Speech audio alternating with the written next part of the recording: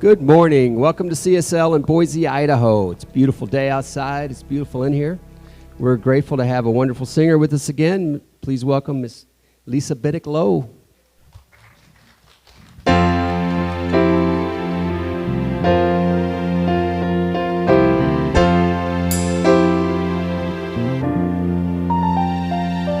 I know there's pain.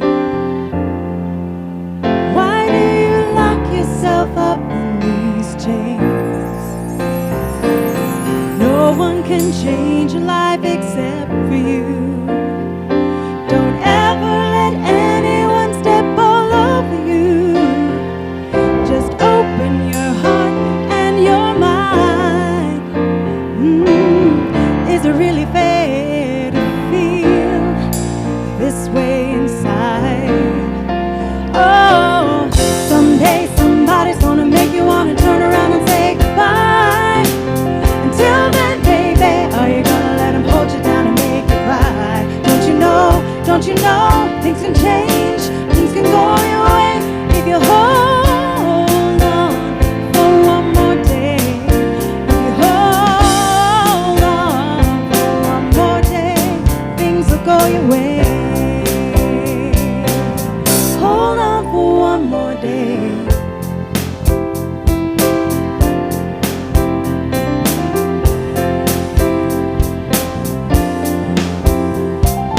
You could sustain, or are you comfortable with the pain? You've got no one to blame for your unhappiness. You got yourself into your own mess. Ooh, let your worries pass you by. Oh, don't you think it's about time to change your mind? No, no.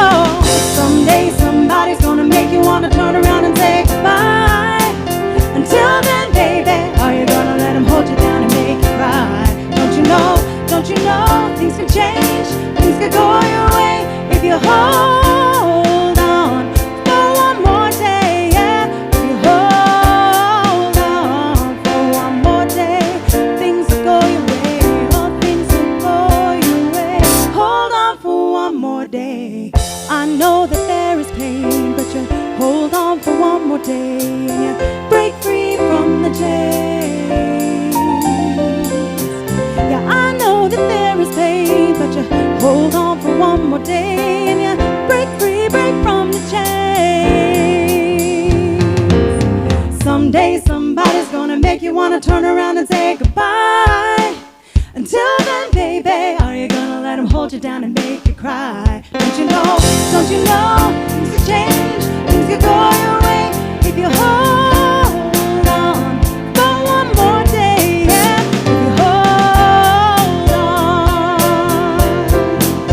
If you hold on, baby. Don't you know, things can change, things can go your way if you hold on for one more day, yeah. If you hold on, if you hold on, baby. Oh, I know that things can change, it's gonna go your way.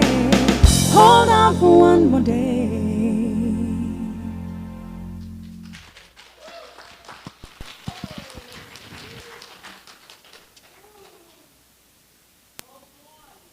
Hold on to Miss Lisa Biddick-Lowe, yeah.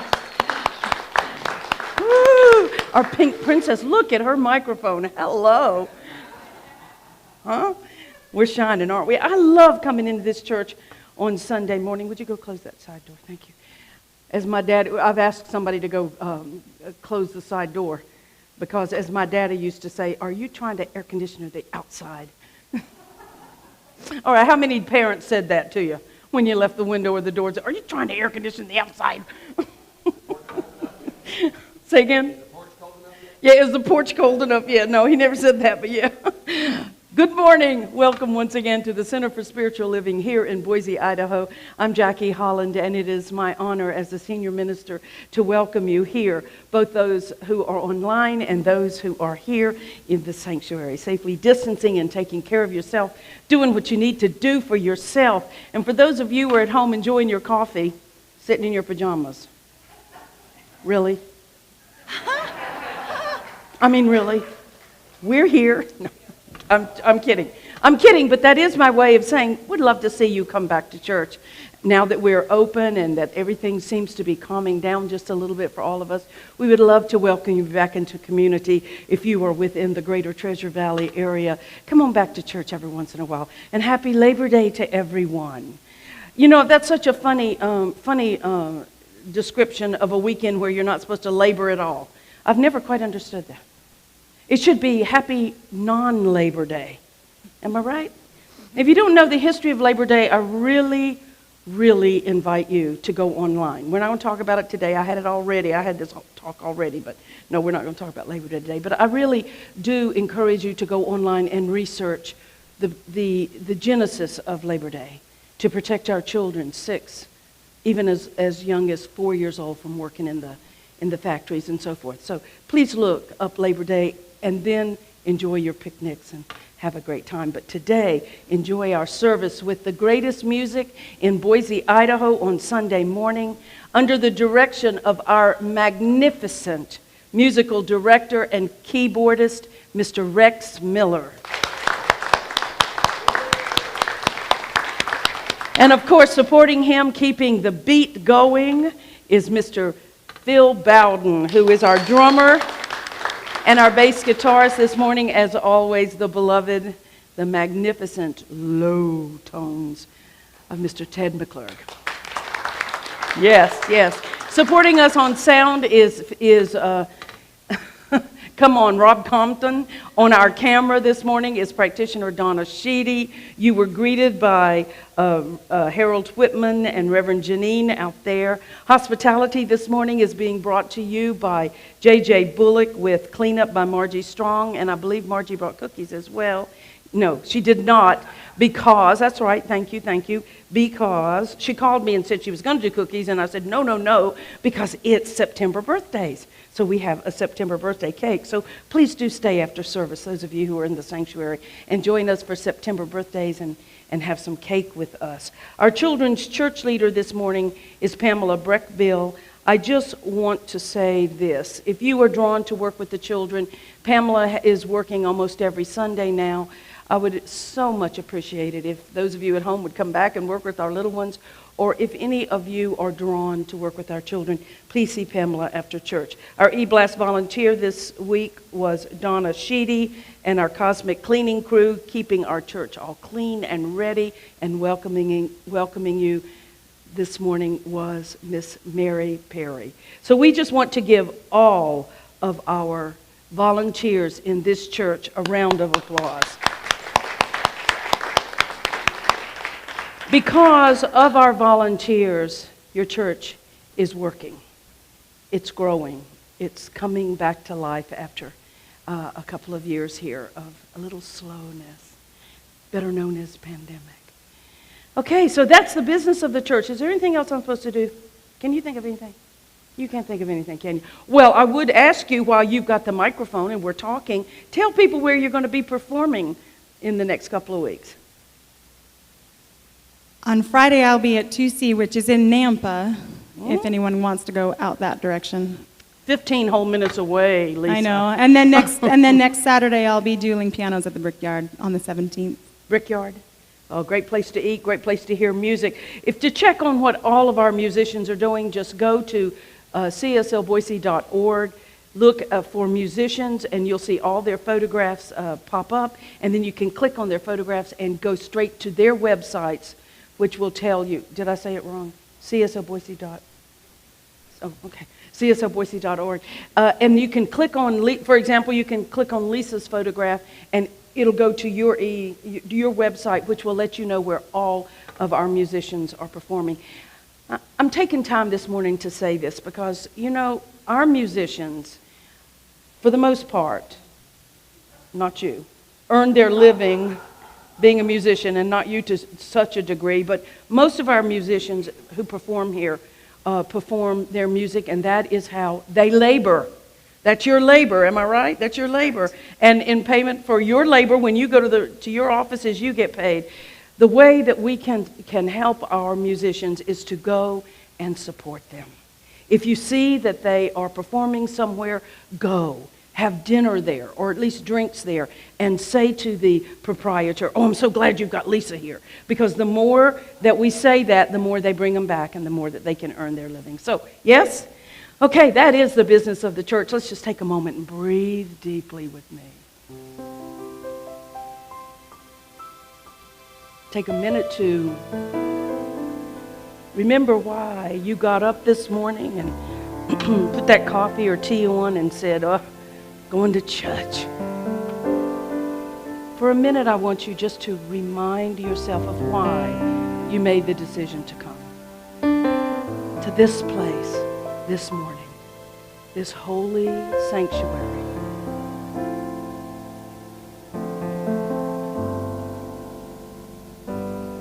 And you got ready and you came in, and you walked into the sanctuary, and you began your journey with the infinite this morning. From the moment you made the decision to come to church, to turn on YouTube Live.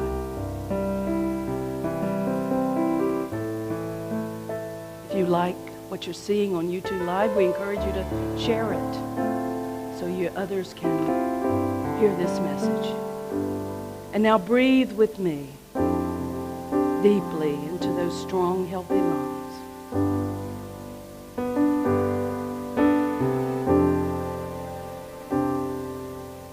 And allow yourself to become centered.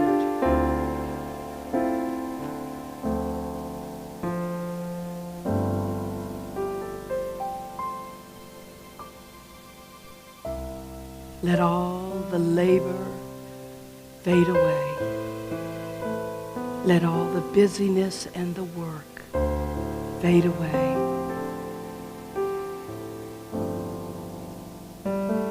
Allow yourself to be supported by the divine, the infinite.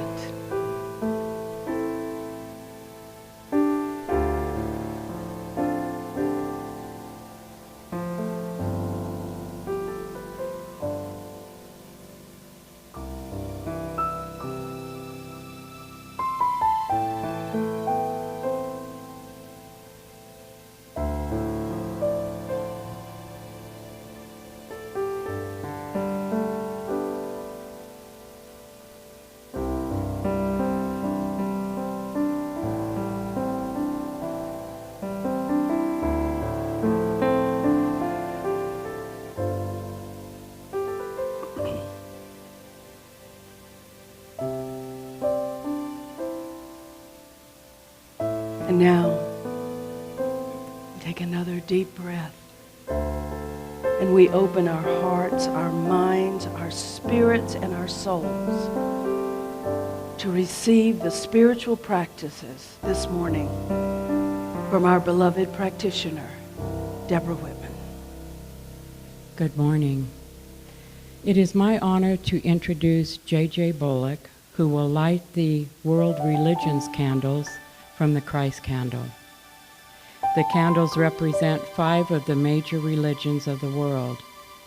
In religious science, we perform this ceremony to acknowledge that all people and all faiths come from one great universal presence, which we call Spirit. In lighting the candles, we honor the one family of humanity made up of many different religions. We light the first candle for Islam, which teaches, if you are grateful, I will give you more. The first who will be summoned to paradise are those who praise God in every situation.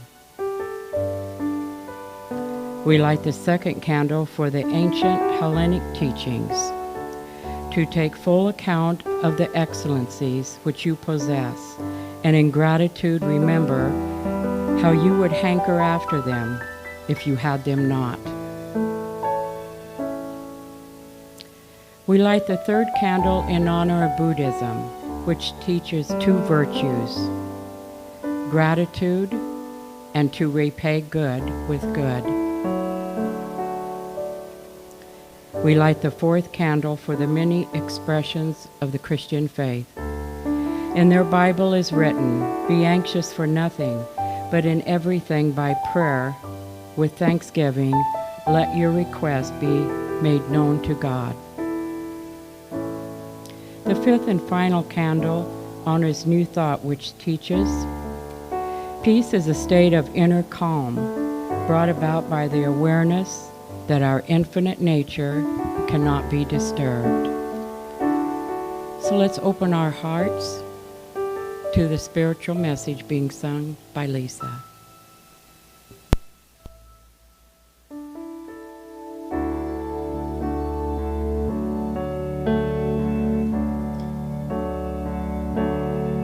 When the best of me is barely breathing, when I'm not somebody I believe in, hold on to me. When I miss the light the night has stolen, when I'm slamming all the doors you've opened, hold on to me.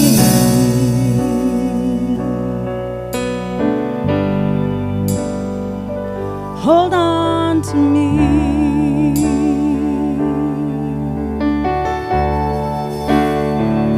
Hold on to me when it's too dark to see you, when I am sure I have reached the end. Hold on to me when I forget I need you, when I let go, hold me again.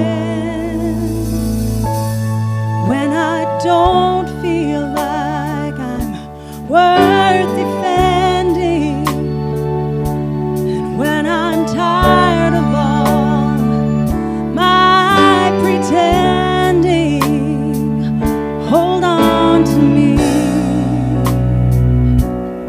When I start to break in desperation underneath the weight of expectation, hold on to me.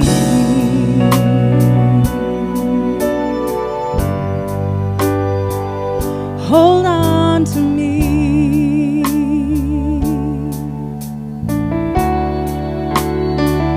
Hold on to me when it's too dark to see you, when I am sure I have reached the end. Hold on to me when I forget I need you, when I let go, hold me again.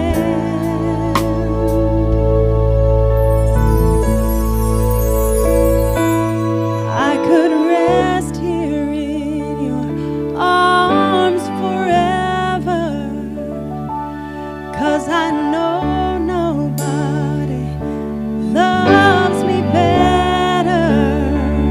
Hold on to me.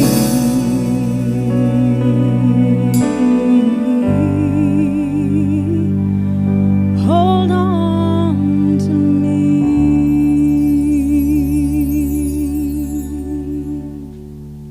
Please join me in prayer. If you're comfortable, close your eyes. And let's just all take a deep breath together.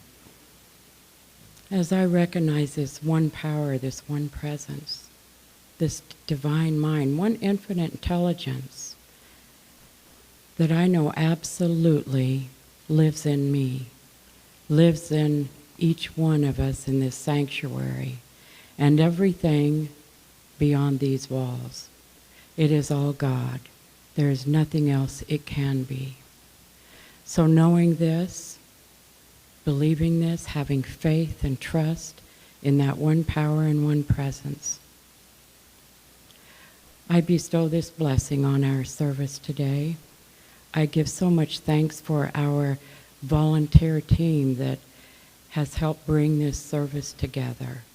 The musicians, the greeters, everyone. And I especially give thanks and bless Reverend Jackie Holland as she steps aside and allows the right and perfect message to come through her today.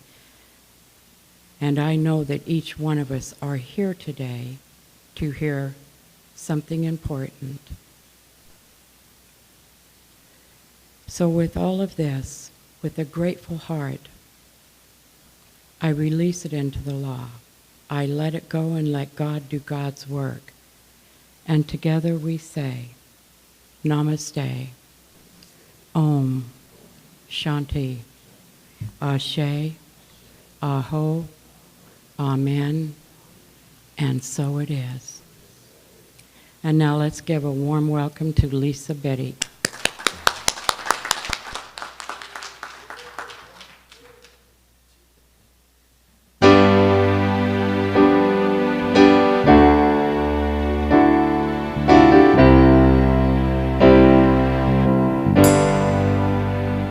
Hold my hand, everything will be okay. I heard from the heavens, the clouds have been gray. Pull me close, wrap me in your aching arms. I see that you're hurting, why'd you take so long to tell me you need me? I see that you're bleeding, you don't need to show me again. But if you decide to, I'll ride through this life with you. I won't let go till the end. So cry tonight, but don't you let go of my hand. You can cry every last tear. I won't leave till I understand. Promise me, just hold my hand. Raise your head, look into my wishful eyes. That fear that's inside you will lift, give it time. I can see everything you're blind to now. Your prayers will be answered. Let God whisper how to tell me you need me. I see that you're bleeding, you don't need to show me again. But if you decide to, I'll ride through this life with you. I won't let go till the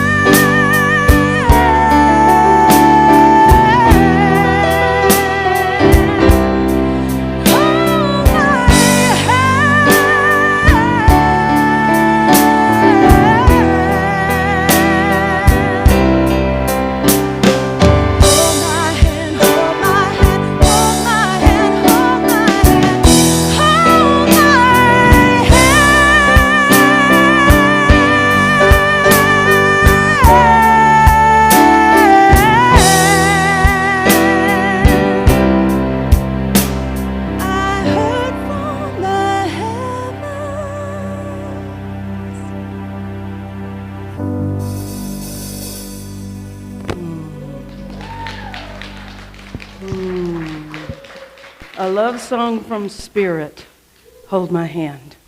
What a beautiful, beautiful, beautiful segue into what I'm talking about this morning. Intimacy with the infinite.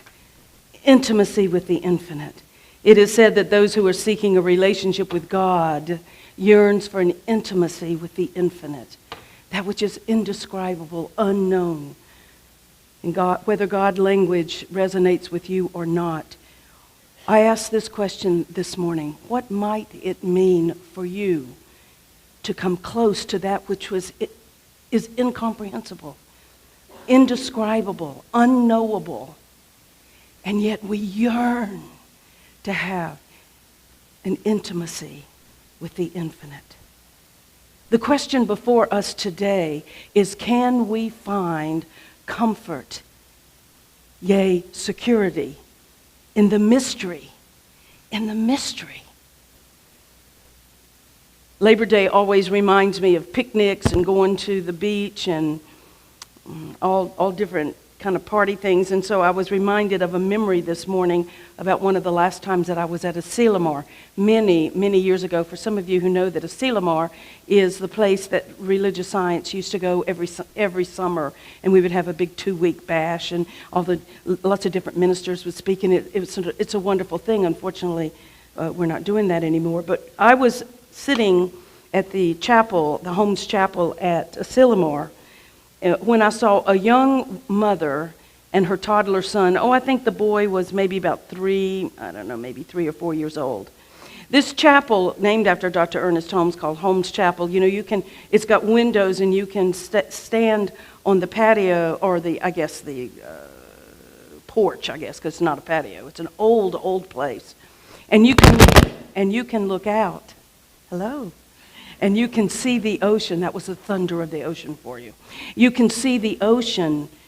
You can see the sloping, beautiful walkway for any of you who've been down there. And this little boy was with his mother, and she was walking around the chapel, and he was just beautiful. As I recall, he had lovely blue eyes, and, all right, what am I doing wrong? Lovely blue eyes, and am I on now? Thank you. It's a little hard for me to hear up here, believe it or not. He had blue eyes and gold ringlets, and he was looking at the ocean, and he was in his mother's arms. And I later found out that her name was Mary and his name was Quentin, and the only reason that I remember that is because my own nephew's name is Quentin. So anyway, it was little Quentin. He wanted to see the beach, so he was like holding onto the railing with his mama, and he was looking out, and his mother was explaining everything to him that he was seeing. And he sat there for a few minutes, maybe 10 minutes, and he watched it, and he turned to his mother and he said, "When are they going to stop?" The mother paused for a moment, and she said, "It doesn't ever stop." And this little boy, with such astonishment, turned and looked back at the ocean. Because you see, he had never seen something that didn't stop. Water turns on and off, lights turn on and off. In his small world, things happen, but then they stopped. And for the first time at his young, tender age, he learned that there are some things that do not stop. I smiled when I heard that, and I thought of an old Southern Baptist hymn that we used to sing, and I looked it up this morning because I couldn't remember it, but I just remembered the first line. It says, "I brought my spirit to the sea. I brought my spirit to the sea and gazed upon infinity." Any Southern Baptists in the room remember that song? Yeah, there's a couple of you. So it says, "I brought my spirit to the sea. I stood upon the shore. I gazed upon infinity. I heard the waters roar. And then there came a sense of peace. Some whisper calmed my soul. Some ancient ministry of stars had made my spirit whole. I brought my spirit to the trees that loomed against the sky. I touched each wandering, careless breeze to know if God was nigh. And then I felt an inner flame that fiercely burned my tears. Upright I rose from bended knee to meet the asking years. I brought my spirit to the sea and gazed upon infinity." gazing upon infinity. I've thought a lot about Quentin because that's probably been 30 years ago, maybe 25 years ago, that this little incident happened. And the honor of getting to witness what might have been the first moment that he encountered infinity. The first moment. Some of us, maybe, I don't know when your first moment, when you encountered infinity, Spirit, God, at such a level. Wow. And I wonder, even today, what it was like to have the brain of a 3-year-old. So much unknown, so much new, so much mysterious. And so many people ready to help you with answers, to answer your questions. Wow. As we grow older, we're afraid to ask the questions. We're afraid to turn to somebody and say, when does the pain stop? When does the hurt stop? When does the lack of compassion stop? When does the uncaring stop? As people, adults, we're afraid to ask that because maybe we don't want to hear the answer, which is it never does. Which is it never does. I don't want y'all to have to keep hearing that, so hold on, let me see what's going on. I look to my sound people. Should I change microphones, do you think? Let's keep trying this for another moment, but we won't keep assaulting your ears, I promise. It has something to do with when I move. I think there's a... Okay, let's keep going. I wonder sometimes about that little boy and how the limits of his brain coped with being told that the waves would never end. Did it scare him? Did it excite him? Did he wonder how was that possible? What is fueling it? What's behind it? I mean, that would be a little boy's concept of God. What's behind the waves that never end? You know, his mother probably could have gone into gravity and the rotational vibration of the earth and, all those things. But the reality is, a little boy said, when does it stop? And the answer is never, because this is the mystery of life. I think about that little boy so much. I wonder how hard he tried to understand infinity in that minute. He probably didn't understand it as infinity, of course. I wonder if he wondered about what else in the world doesn't stop. I remember witnessing another opportunity about 10 years later. Some of you know this story, but I ran the teenage group at Agape, the church in Los Angeles, and my teen group was primarily 99% African American young men between the ages of 14 and 18. It was just an odd. It was if you believe that you attract by your energy, then I was attracting young African American men aged 14 to 18. Very few girls. I guess it was a personality thing. Anyway, it was a wonderful teenage group, and the Alaska church invited us, because we had such a successful teen church, to come to Alaska and to help them, assist them in setting up a teen church. And so we agreed, raised funds. I took 3 of my teenagers with me, and we went and we stayed almost a week and worked with the teens in Anchorage, Alaska, to set that teen church up. And as part of the trip, they took the teens around to see some things. And one of the things that they did was take us on a tour, a cruise that lasted all day. Or I guess it was supposed to last like 4 to 6 hours. But frankly, it ended up lasting all day because there was a mother whale out in the water, and you can't cross when there's a mother whale there with her babies. And so the boat has to stop. Now I want you to imagine the scene that I'm trying to express to you.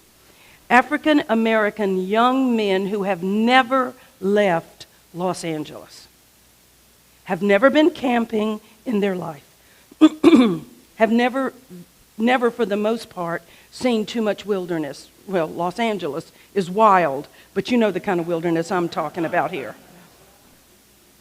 Here these young teens were sitting on this boat, seeing the most majestic, amazing things you could ever see.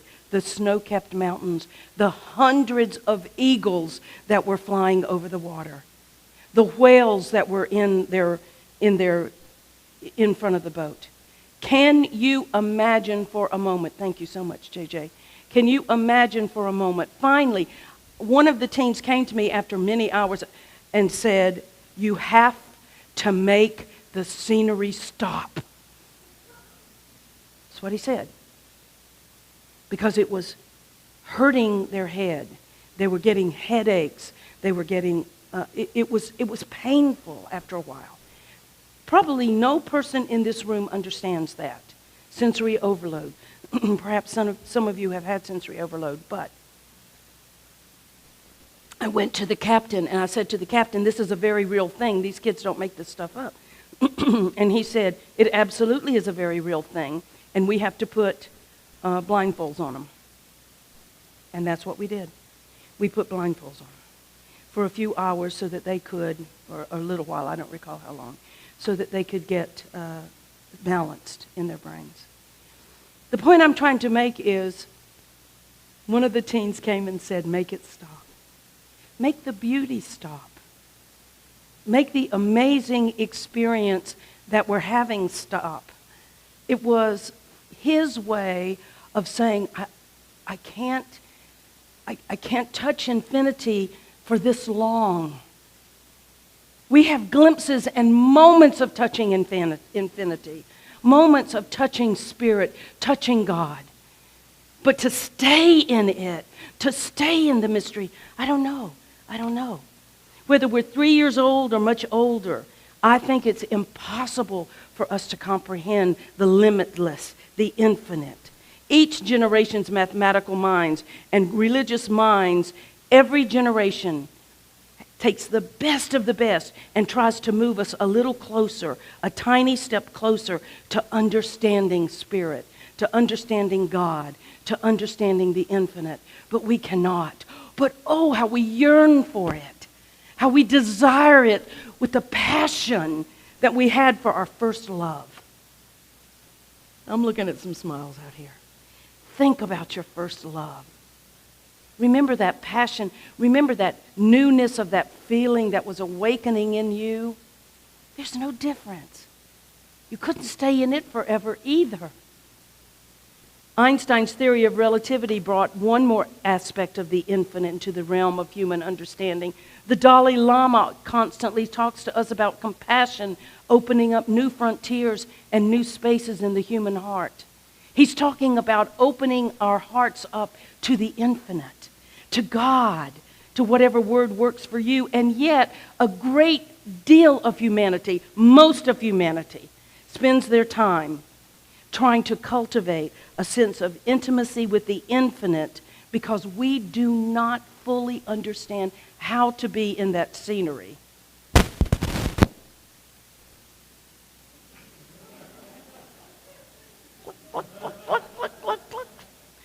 We don't understand how to be in that scenery, how to be in touch with that infinite for too long, because unlike the teens where it hurt them physically,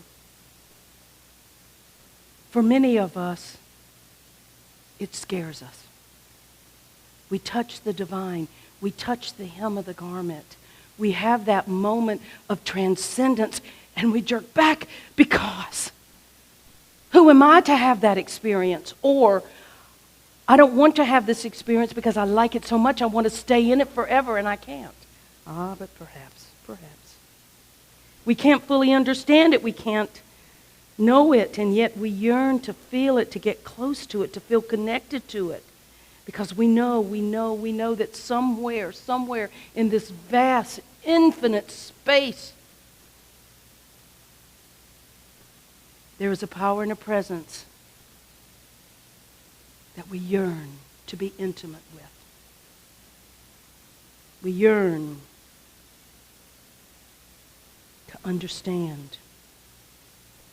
So as the past unspools behind us and the future possibilities bubble up within us, we stand on the precipice today of the opportunity to dance with the divine, to dance with the infinite, to stop feeling insignificant, to stop believing that we were created by the very thing that we are yearning to have. It created us.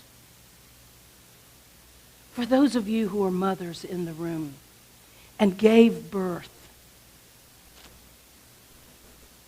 I know most of you, well, I know all of you in this room and within the sound of my voice, once you gave birth to that infinite, that amazing child, that you yearned for it, and it yearned for you in a way that we non-mothers probably will never understand. This is a little like God. Okay, there might be some. Now this is odd when I move. What do you think? I'll just, yeah, thank you. Let's stop this assaulting.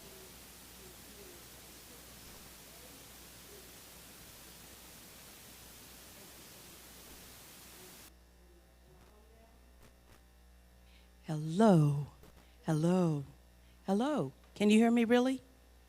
See, I can't hear myself at all right now. Okay, as long as y'all can hear me, that's all that matters. You know what I mean? That's all that matters. So, that's the kind of yearning that I'm talking about. For most people, cultivating a sense of intimacy with the infinite means cultivating a relationship with God.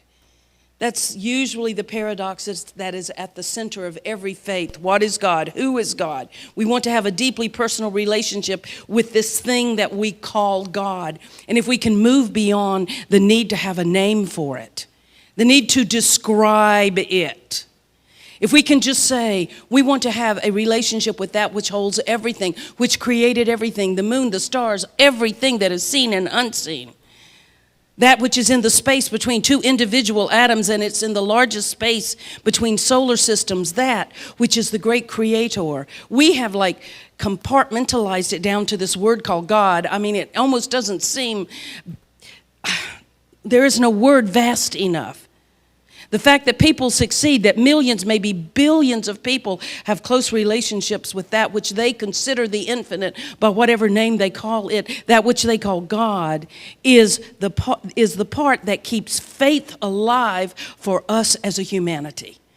As long as the human race is looking for a dance with the divine, a relationship with the infinite, we still have compassion and love and caring and oneness and joy. It is in the search for our intimacy with God that these things are birthed. There's a whole realm of theology which is called negative theology or apophatic. I can't say it, so let's just call it negative theology, which describes God only by what God is not, because they recognize the unbounded, the vast nature of the holy, and it can never be adequately explained or described or captured in human understanding. The closer I get to this dance with the divine, the more I realize the less and less and less I know about it, and the greater and greater and greater it is. That there are no words to describe God, and so the only word that they ever use is infinite. God is infinite. St. Augustine said this: if you have understood, then what you have understood is not God. If you understand anything, then it's not God, because God cannot be understood, cannot be known, cannot be described. 25 centuries ago, Lao Tzu wrote in the Tao Te Ching that the Tao can be spoken that the Tao that can be spoken is not the true Tao. Any attempts to directly describe God or the infinite will fail. And mysticism comes in. Most people know of mysticism as an area of religion or spirituality which is outside of the realm of normalcy. Mystics are those people who have direct experiences of the divine, people who find union with that which is holy, people who seek out a religious practice not based on a doctrine or a creed or a routine or a duty. Mystics are people who know the divine, intuitively know the divine. I know some mystics, some true mystics, and it is a marvel. A mystic is not a mystic if they tell you that they're a mystic. A mystic is not a mystic if they tell you they're going to channel another mystic. A mystic is someone that knows what they know, and it's their being, and it's their being. Famous mystical figures that you might know: St. Francis of Assisi, Hafiz, Rumi, Thomas Merton. Sufis and Kabbalists many are often mystics. Taoism, Buddhism, and even religious scientists have their mystics. But as theologian Catherine Keller wrote, mysticism means, as the word itself hints, not primarily special experiences or esoteric gifts, but a persistent attunement to the mystery. To the mystery. You see, here's what I want to tell you. 30-something years ago when I came into this faith, I was like, oh yeah, this makes sense. Yeah. Now I understand. Yeah. And the more I learned the philosophy, the more the principles I learned, the more core concepts I learned, the more relieved I became that finally I had the answers. And then one day, I realized I had no answers. That in fact, it was even more of a mystery to me now than it was when I first started. And it's okay. It's okay to live in the mystery. I know how uncomfortable it is because we Americans want our answers and we want them now. We want to be able to explain why we feel what we feel. We want to be able to tell you in concrete terms that this is so because fill in the blank, and we cannot. We can say this is so for me because I'm living in the mystery. Often when people ask me, I'll just tell you this, I'll go to different places and someone will say to me, well, I'll tell you who it was, actually. I'll tell you the first person who ever said this to me was Dr. Billy Graham himself. Seriously, because he lived close to my mother and my uncle was in his church, and so I grew up with Dr. Graham and his wife and loved him very much. And anyway, and actually when I was ordained, he wrote me a letter and he said, "Dear minister of the church without a cross." That's how his letter started, congratulating me. Anyway, Dr. Graham said to me one time, Billy Graham said to me one time, and if you don't know who Billy Graham is, I can't believe you walked in on planet Earth, but Billy Graham said to me one time, you know, I just don't know what you people believe. That's what he said to me. And I said, what do you mean? Read the core principles. They're right here in the front of the Science of Mind. He says, I just don't know what you people mean. And he said, there's just nothing too definite about you. He said, like, what do you believe about, throw out a word, abortion, murder, whatever. And so my answer as a good religious scientist was, it is done unto you as you believe, and it's not what happens to you, it's how you handle it. And he goes, I don't know what you people believe. Billy Graham, God bless his soul, a man I really admire and love very much, just so you know, was not comfortable with the mystery. You see, you can't hang with the infinite if you put the infinite in a box. Bless you. If you put the infinite in a box. You cannot hang with the infinite. You cannot dance or have intimacy with the infinite if you're not comfortable with mystery. Because the moment that you think you have your life figured out, what happens? Yeah. Thank God for the mystery. Thank God for the mystery. So mysticism isn't about knowing. It's about comfort. That even in the bewilderment and the mystery of human experiences, you'll be all right. You'll be all right. Intimacy is ultimately what brings meaning to our lives. Study after study after study shows that people who have no intimacy, I'm not talking sex, sexual intimacy is fabulous from what I remember, but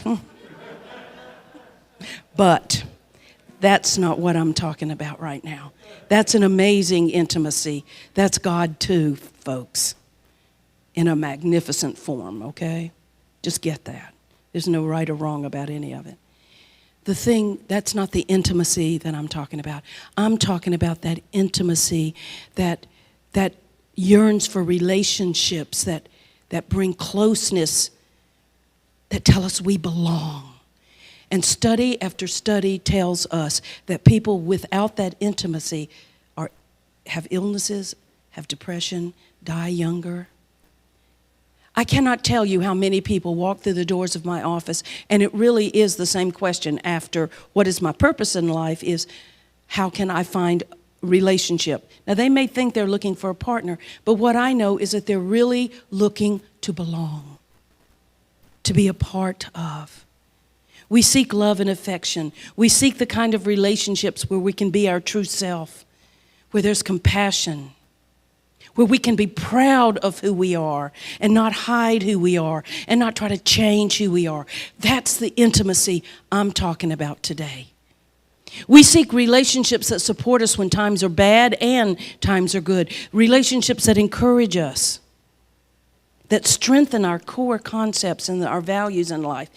That's what I'm talking about when I'm talking about intimacy. And yet I know that intimacy is not possible without real, visceral connection, whether it's with another person or the divine or with God. And so finding this connection is the first step. When little Quentin looked out on the ocean's waves, he was filled with awe. And I too love to stand at the ocean, at the shoreline, and watch the ocean and look out on it. Right when the sun goes down is my favorite time. I love to stand there and watch the light turn to darkness and then look out over the ocean and see the moon shining on the crest of the waves. And in that instant, I am transfixed by how huge the ocean is. Truly huge it is. Whether the tides are strong and the waves are fierce or whether it's calm. I love to lay in the water and float on my back. I love to feel myself supported by that ocean water, the buoyancy of it as I put my arms out and float. That's what I'm talking about. In those moments, I feel closer to the infinite than at any other time. In the vastness, in the greatness of the unknown, that you can lay back, and you can feel supported and buoyed by something that is so mysterious. And the second you question it, or the second you ask yourself, why is this holding me up? What happens? Yeah, you start to sink. So we try. We try in so many ways to find the infinite. We try to find the divine. We seek out ways to know that the infinite is there. We look at fables and stories, and we try to give shape to something that's shapeless. We try to make God the infinite in our image and likeness instead of we in the image and the likeness of that which is God itself.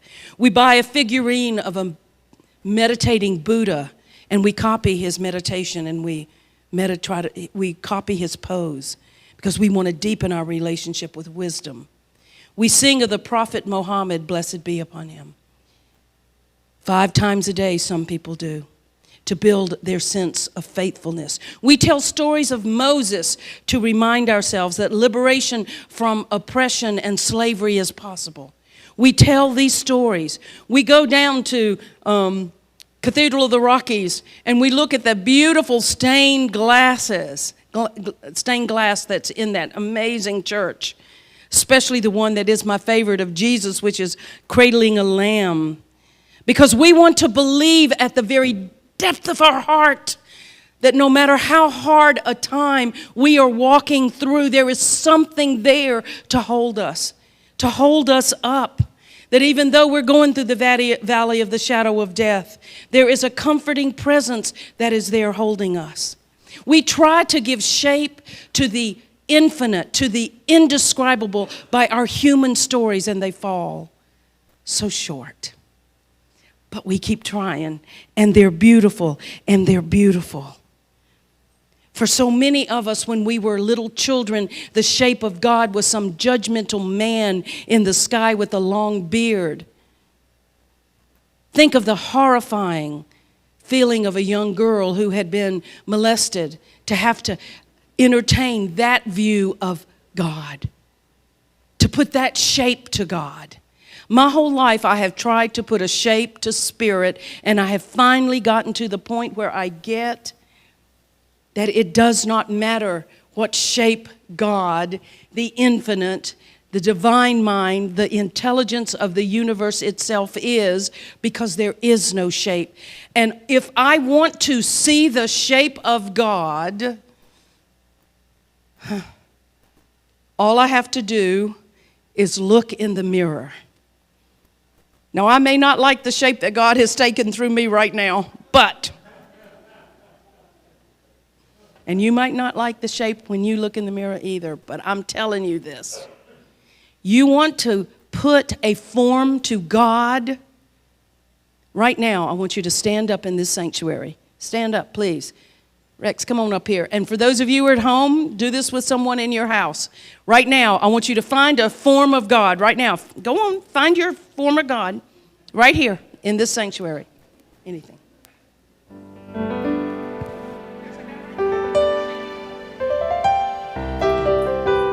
Look at this shape of God right here. Look at this. What are you going to say to the God that's standing in front of you? What are you going to say?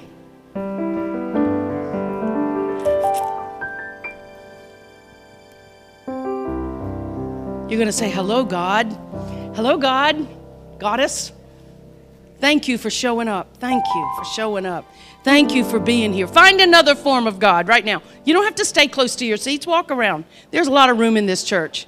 Those of you who are at home, look at me. I'm looking at you right now. Find another form of spirit to speak to. Walk around, find somebody. Tell them your name. Tell them your God name. If you don't like your name, Kathy, make up a goddess name right now.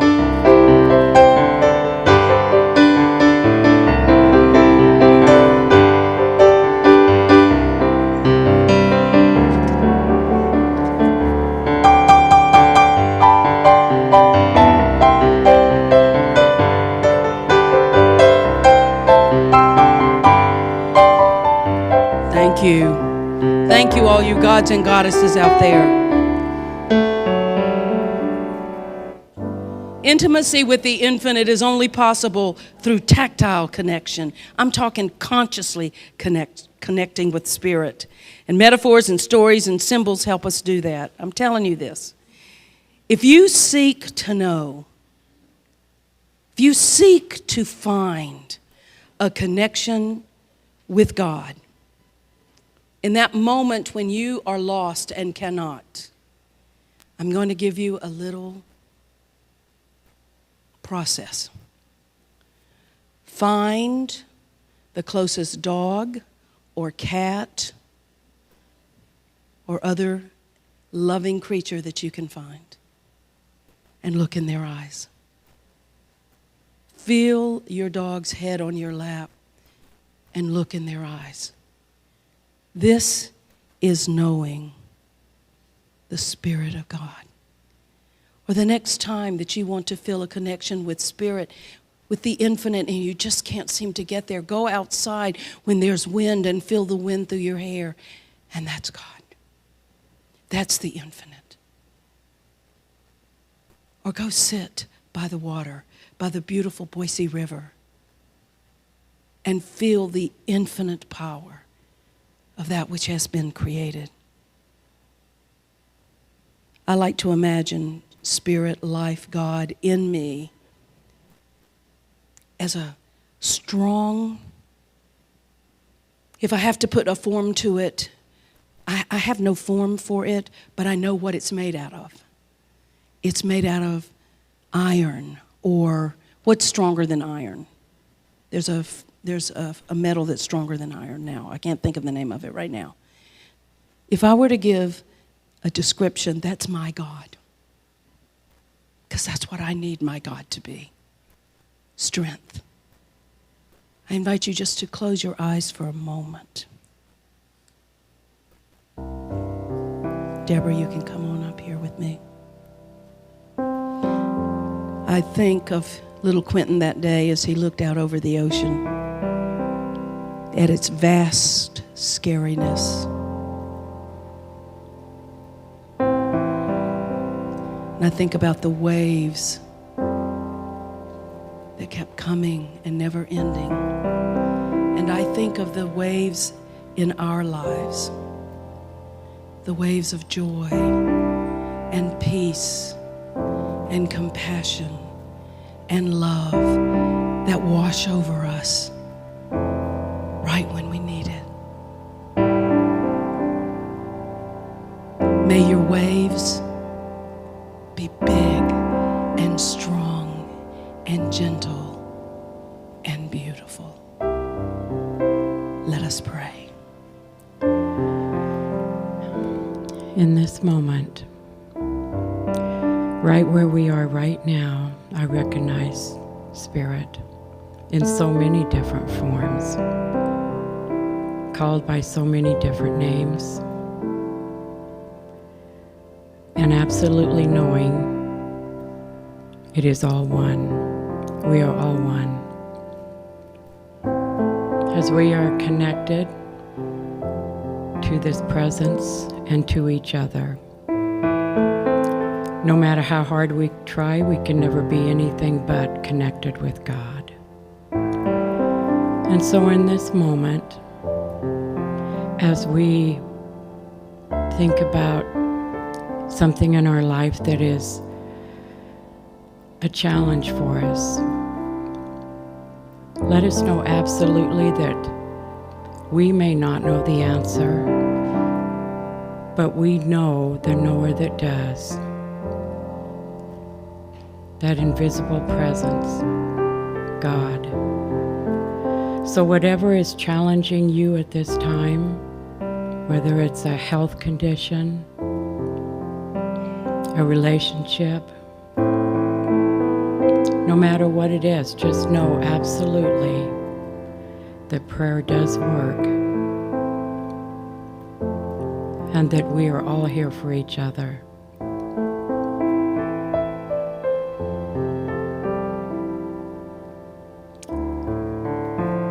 So let us just take another deep breath.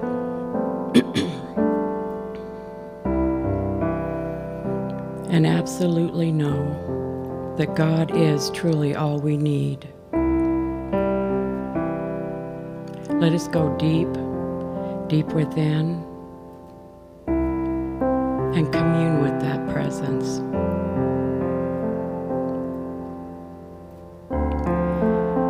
So it is knowing all of this that I just turn it over to Spirit, that I surrender to this presence. I surrender to this power, and I let it make miracles work in my life. And now I give thanks with a grateful heart, with appreciation, as I release it into the law and I let it go. And so it is. Amen. Amen. Thank you.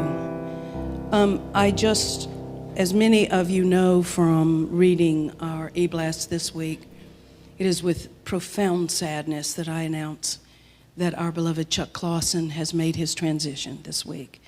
After a very brief illness, Chuck passed away with his family at home.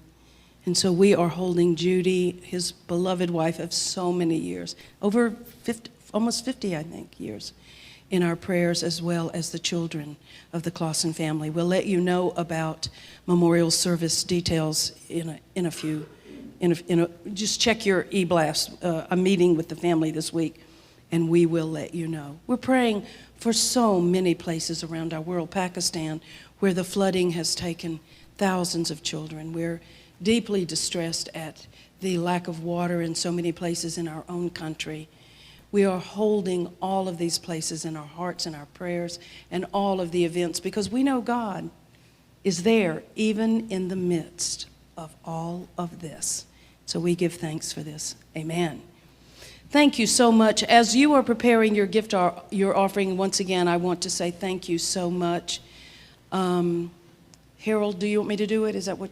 Okay, so I want to announce in our giving situation, as many of you know, when we purchased this building, it has 6 air conditioner heaters, and we have over the 13 years that we've been here, we have replaced 5 of them.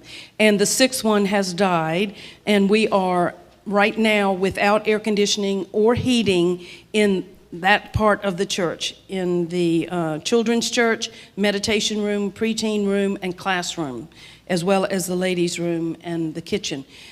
So we had hoped we could find a solution to it by purchasing a room air conditioner. It is not working at all. You know, it's a big space over there.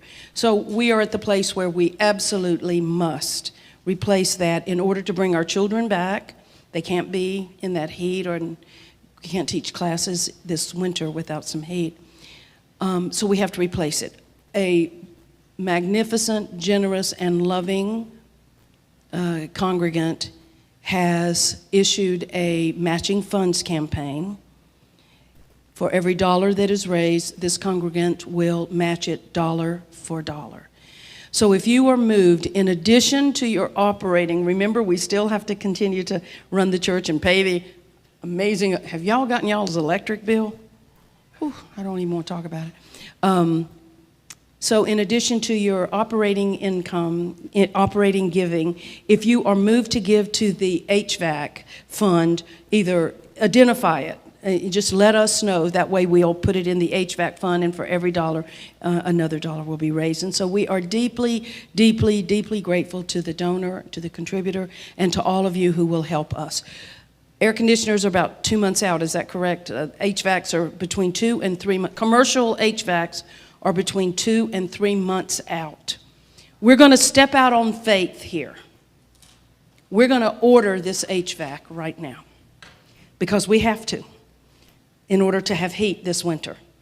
And that's not the real reason we're going to step out. We're going to step out and order it right now because we know and trust that whatever is needed, that we will be supplied and sourced perfectly and divinely. And for that, we are deeply grateful. So thank you for that. Also, the other wonderful announcement is to remind you, October 2nd, mark your calendars. It's Back to Church Sunday. We want you to invite anybody that you haven't seen in church to come back. We're going to have an old-fashioned hoedown, aren't we, Rex? We're going to have Rex is planning the music. It's going to be amazing. We'll be announcing who it is. We know who it is. We're very excited. We have 2 amazing groups that are going to be performing with us. We're going to, anybody here teach line dancing or square dancing? We want to do some dancing. We're going to be doing a chili cook-off, so y'all be looking at your recipes. For those of you who like to cook pies, we're going to have a pie contest, and we will have sign-up sheets for all of this beginning next Sunday, so you can let us know. We need people to help, so please see me or JJ. JJ, please wave your hand. JJ is head of the volunteers. Anything that you want to do that day, we already have somebody who's going to be working with the kids, painting. We have some people. We're going to have booths. If you are an artist, or you want to do something like Reiki or numerology, we have some people who are already signed up to do that. So we're going to have some fun things happening for you in addition to church. So sign up. But I want to just share the last announcement with you that I am the most excited about. And that is in 2 Wednesdays, not this Wednesday, but the following Wednesday. Am I correct? Not this Wednesday, but the following Wednesday. For our Wednesday night Awakening Wednesday series, we have Mary Borg, who is going to be talking about From Tragedy to Triumph, her journey of survival. I'm telling you, it is exciting. It is based on her book, which is entitled A Survivor's Story by Mary Ruth Borg, Letters to My Mother. This book is available for sale today. Mary will be at that table with her book. If any of you want to purchase this book prior to the and read it prior to the event on the 14th, on September the 14th, you have an opportunity to buy it today at that table over there. Please mark your calendars for September the 14th at 7 o'clock. At 5:30, you can come and do yoga, and at 7 o'clock, you can have this great Awaken Wednesday. Am I forgetting anything, Mr. President, that I'm supposed to talk about today? Okay, let's get going to your Labor Day picnics, yes? Yes, so let's just take our gift, our offering. Thank you, thank you, thank you. There are many ways that you can give to the church. You can, I think it's coming up online now. Also, to receive prayer after church, Deborah Whitman will be in the prayer room, which is at the end of the west hallway. Please join Deborah Whitman for prayer, no matter what's going on in your life. Take a 5-minute miracle break and get a prayer, or you can fill out a prayer request that's in the back of the seat. And in the back of the, thank you. In the back of the seat, you can fill out this, put it in the offering basket, or put it in the prayer chest that's in the lobby. Also, in the lobby, there are membership forms. If you are interested in becoming a member of this church, fill out a membership form and we'll get right back to you. There's no requirement to be a member of this church except to love the church and to come and to support with your time, talent, and treasure. So a lot of people ask me, what are the requirements? I guess some churches have requirements, huh? I don't know, but somebody asked me that recently. So, yes. And if you are visiting with us for the first time today, we want to say welcome. We're so glad that you're here. And please fill out a welcome card. For those of you who are not getting our e-blast, fill out a welcome card, or listen. For anything, just go to cslboise.org or info@cslboise.org. Okay, thank you. Let's just take our gift, our offering in our hand and say, yes, divine mind as me blesses and multiplies all that I am, all that I have, and all that I circulate, and so it is. Amen, amen, amen. Hold up. Are there any September birthday babies in the room? Come on up, September birthdays. Oh, let me tell you, we've got a lot of September birthdays. I don't have my list with me. I sure wish I did. So here, ladies, we're going to let you, Lisa, come on. Come on, Lisa. Girls, ladies. Okay, ladies. September birthdays, you must take one of these. Take one of these. And when you make an affirmation, you must do the candles like this. No blowing on candles. Okay, make an affirmation. Happy birthday to you. Happy birthday to you. Happy birthday, dear loved ones. Happy birthday to you, and many more. Come on.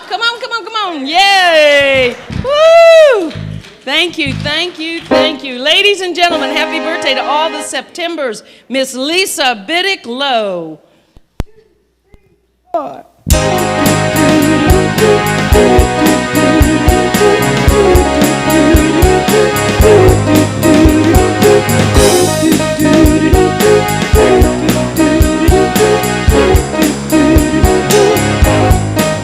Now don't you ever be sad. Lean on me when the times are bad.